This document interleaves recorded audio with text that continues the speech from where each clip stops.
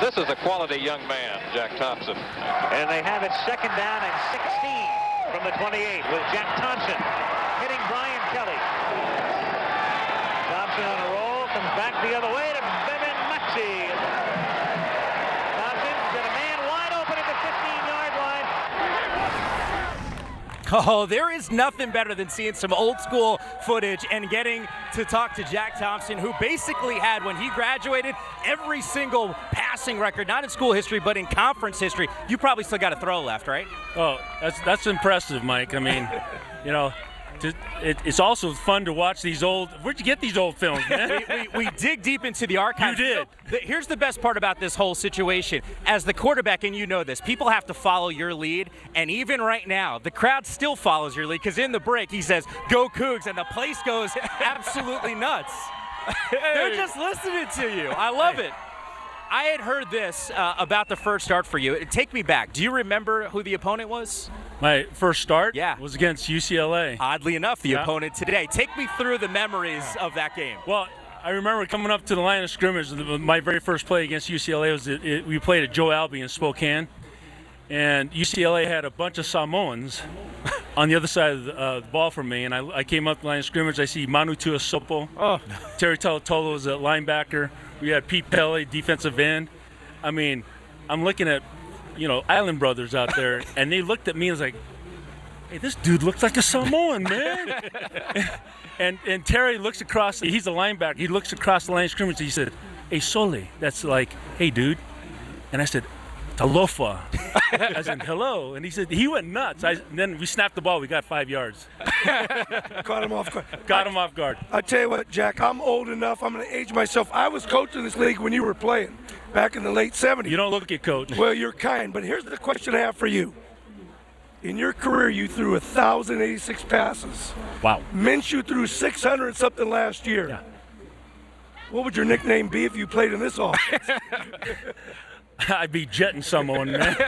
I mean, I talk with Coach Leach all the time, and just, I said, "Where were you when I was coming out of college, man?" I mean, the ability to throw the ball 70 times in a game, I think I could hang with that, right?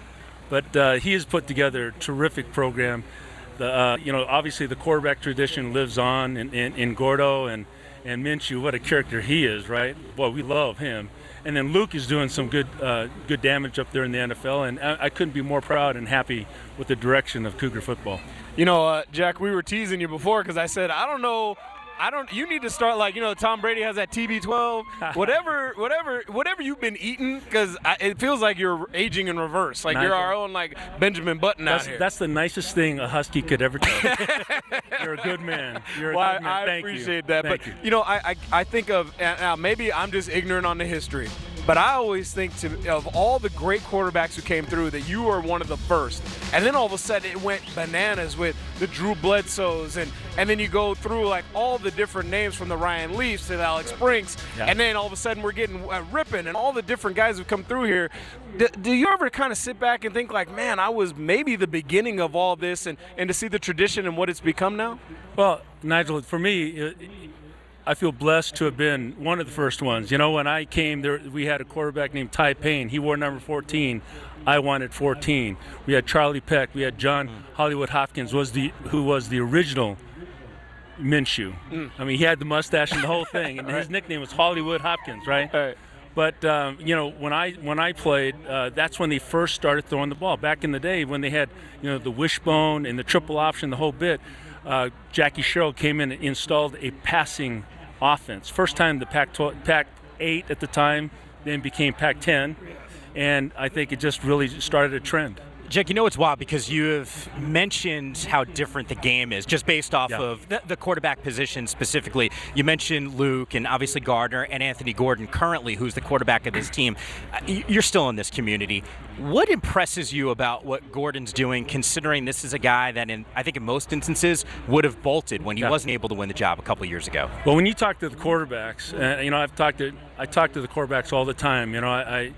I had a good talk with John Bledsoe, Cam Cooper, and you talk to every one of them, and they will tell you that the best thing that ever happened in Washington State University was Minshew coming on board, because they got to see a special kind of leadership that he provided, and we all know we needed that. Before Gardner came here, it was a blessing. You haven't gone through the tragedy that our school went through, and our team. And when Gardner came in, well, he just brought in just a rare brand of leadership that we're all reveling in it now. We love the guy. Yeah, there is definitely something. You mentioned that tragedy with the passing of Tyler Helinski, and yet that quarterback tradition continues to carry on. It was with Gardner, and you're right, the timing was probably good for this program, and now Anthony Gordon has been doing some special things. It is awesome to have you on He'd set. throw for 400 today if he played. Yeah, let's get after it. You have a couple throws. I am convinced of it. I got a couple left in me. A couple. Jack, thank you again. Thank you, Mike. Nigel. Thanks, Coach.